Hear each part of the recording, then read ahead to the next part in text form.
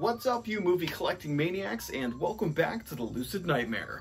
I'm your host as always, Jay Schatzer, and it's time for a Quickie movie haul video. It's been a while since I've done this. Things have pretty much added up. There's a lot of stuff to show off, so let's just get right into it. And I have a lot of different paperbacks that I need to show off too, which is going to be in a separate video.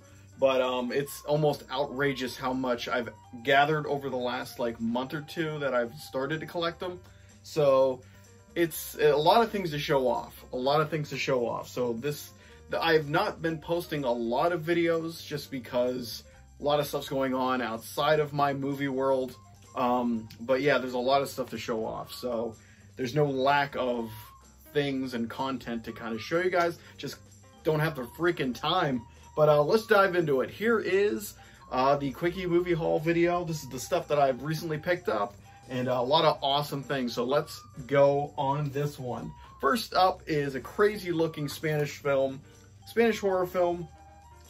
Looks awesome, completely awesome. Picked it up when it was released. Mondo Macabro put this one out. So this is a newly released flick, which looks like a hell of a lot of fun with Paul Naschy in one of the lead roles. It is Dr. Jackal and the Werewolf. Awesome, awesome looking film. And I love Paul Naschy and his werewolf character. He has so many classics in the genre. And this is just another one that I'm going to need to check out because I do have a whole bunch of them. I have 2 of his collections and then a handful of single releases that came out from different boutique labels. But this one looks like a lot of fun. Definitely going to check this one out. And I'm excited because right now, I guess in September and October, I celebrate kind of the Halloween spooky season in September to get a little more days out of it. And just it feels like it with the changing of the leaves and everything. So we are kind of officially in spooky season for myself. But yeah, I'm really getting into the mood of kind of watching crazier, older flicks, which I'm always in the mood, but you get in that extra special mood. But I've been reading The Fog, so I've gotten John Carpenter's The Fog on novelization that I've been reading, getting into the mood. So a lot of good stuff. But let's move it on to something very, very interesting. Full Moon actually recently put this out on Blu-ray. It's a movie that is, it says here, 30 years in the making. So I've always been intrigued by this one because it deals with stop motion, and stop motion effects are one of my favorites. I love the Ray Harryhausen films and all of that. But this one was always intriguing to me, and it finally came out, so I was like, I gotta get it, gotta check it out for myself. And I've seen the stop motion parts in the movie, and they're actually fantastic. It's almost like a crisp, clear blend of stop motion, traditional stuff, and kind of modern effects. So it looks amazing. But I don't know about the movie. Who knows? It could be a piece of crap of the characters, and it could be horrible actors. Who knows? I don't really care. I was just really curious about this one. It is The Prime Evils. And it has a kind of a quality of those older adventure films from the 70s, where they would kind of stumble upon a lost civilization, and kind of it just random people would stumble into it and try to survive, weird creatures and things like that. But this one looks like a lot of fun, so I'm hoping it's at least just decent. I know the stop motion effects are amazing in it, so I'm not worried about that part. But just story in general, we'll see. But it looks so awesome, looks fun. But yeah, I had to kind of satiate my curiosity and see what it was all about. So I will probably check it out sometime soon.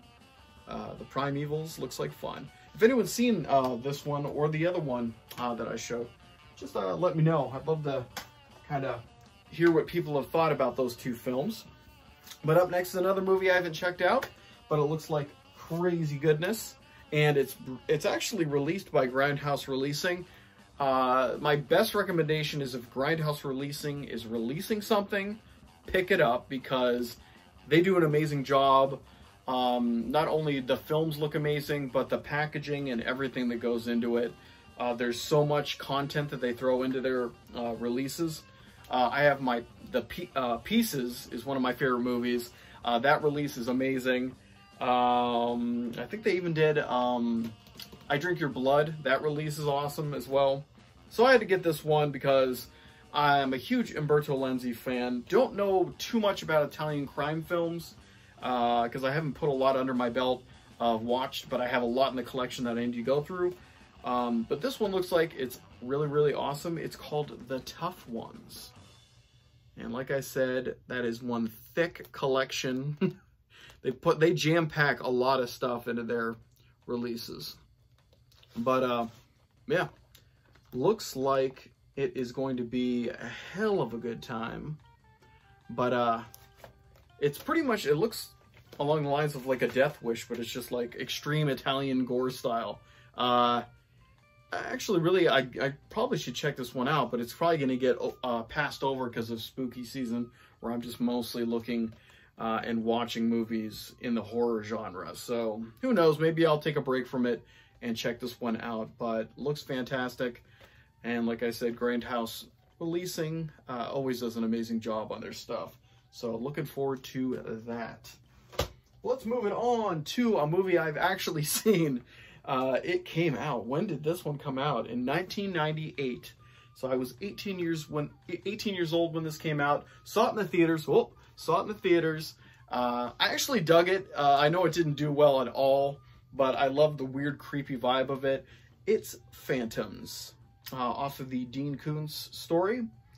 I love this movie when it came out just because it had almost like the beginning of it had a Silent Hill kind of feel to it. Just a very weird, creepy town that nobody is living in. Everyone disappears, and these characters are kind of coming into this situation trying to figure out the mystery of what happened to everyone. They keep getting these weird, creepy phone calls, and sirens will go off in the town. Just a really atmospheric film. The cast is actually really good too. Ben Affleck's in it. You got what's his face? Well, Peter O'Toole's in it. Rose McGowan, and then I'm trying to think of the guy's name. He played, oh yeah, Liev Schreiber. He's in it as a very, very strange dude. But yeah, the movie is just really cool. I always kind of enjoyed it. I think this is the actually first time I've had this in the collection. I kind of missed out on the DVD when it came out. But yep, remedied that. And it's just a fun late 90s film that definitely went under the radar. Nobody really talked about it. But yeah, I like it. I like the characters. I like the setup and the concept and the overall execution. It always stuck with me for some reason, this movie. But now it's in the collection, courtesy of Scream Factory. Well, let's move it on to a movie that's insane. It's totally out of left field. It's the strangest thing, one of the strangest things I've ever seen, just because it's an oddity. I'm actually going to be doing a review on this sometime in the future. I don't know why, but it's just such a weird movie. And I took to it when I saw it. It was just fun. Stupid, weird fun. It is called Hillbillies in a Haunted House. And I can't believe I actually own this. I saw it on a streaming service somewhere and just was like, this was a lot of fun. And then I saw that VCI was going to be releasing it. And I was like, I got to pick it up because there's nothing really like it. It's pretty much follows two singers and their manager as they are going across country to go to a jamboree.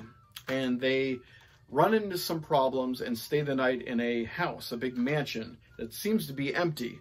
There's a lot of legends that it's haunted.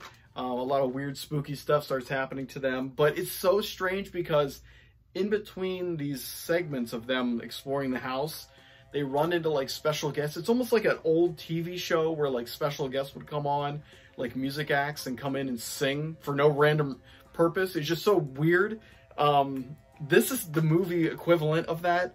And it's just very enjoyable and fun. I'm like, the music isn't like the best music in the world. It's mostly country stuff. I guess I'm a somewhat fan of it, but it's just the atmosphere and oddity of it. It's like an Abbott and Costello movie, but with country stars coming in every 5 minutes to sing a random song and then disappear. It's hilarious. But I just dug the atmosphere and the weirdness of it. It's mostly like a haunted house, but it also has spy elements from the 60s in it. Because this came out in 1967, so right in the big booming of the James Bond kind of spy flick era. And it was a promotion for the singers and for their jamboree and stuff like that, but I just love it for its weirdness. It's fun, weird. Definitely check out the review when I get to it. It's interesting. It's oddball cinema.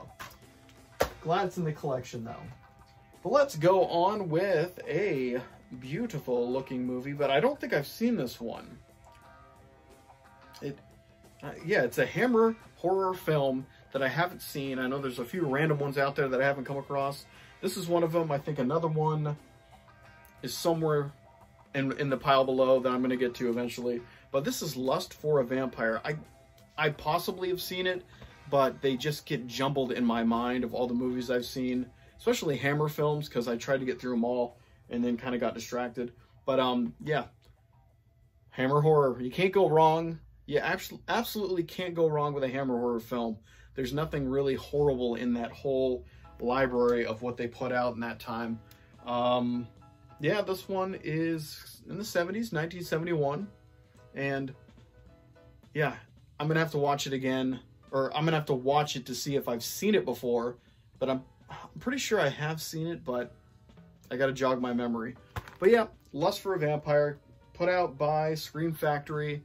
And I picked this up, I think Hamilton Books was putting out a whole bunch of Hammer stuff. They might still have them up there available, so definitely check it out if you're looking to fill out your Hammer Films collection. I know I had a bunch missing that I need to upgrade to Blu-ray, so I picked up this and a whole handful of others, but I'm pretty close to owning them all, or upgrading them back up to Blu-ray. Great stuff, but that goes along with Scars of Dracula, which I have seen before, but it's been a while. Definitely need to revisit it. But can't go wrong with that Hammer horror goodness. And I'm probably going to be watching a lot of Hammer horror, Universal horror, and other black and white horror movies during September and October. That's kind of my go-to kind of flicks during that time of year, just to get that awesome atmosphere kicking. But yep, Scars of Dracula in there. And let's end it with one more movie that I've watched, but it was a long time ago. Definitely need to revisit it, but I saw that Walmart was putting out a bunch of steelbooks of different past, I think it's Vestron? Yeah, Vestron releases. And went to my Walmart, and there it was, so I picked it up. It is the Lair of the White Worm. I always think Snake Woman, just because of the cover thing. That's what my mind always goes to that every single time. I don't know why. But the Lair of the White Worm. And this one is really interesting, a little tongue-in-cheek in parts, but it has a cool story and concept, and the execution it's not typical what you would expect from a film like this. So it's very interesting, very British, but very cool. There's the alternate artwork that I also remember seeing all the time. But yeah, really awesome film. Glad it's actually finally in the collection. I've never owned this one before, so it's the first time in there. And it's one that's always stuck with me over the years, but just didn't really get the chance to kind of get it in there. I think the DVD went out of print, and then I missed out totally on the early Vestron releases. So I'm kind of glad that I finally have this in the collection. But I'm going to say that is going to be it for this little video of movie goodness. So a lot of awesome stuff in there. Things that I've needed in the collection, things I've never seen before but I'm interested to check out, and just a lot of goodness to add to the monstrosity behind me. And I am running out of room quickly, so I got to figure out a way to kind of expand this or add on to it or what, I don't know. But guys, that's it for me today. Hope you enjoyed that one, and I hope you like what I'm doing here. If you do, please like and subscribe. And if you have time, leave a comment below, because I love hearing from you guys. But until then, I will see you all at the next Lucid Nightmare. See ya, and get on out.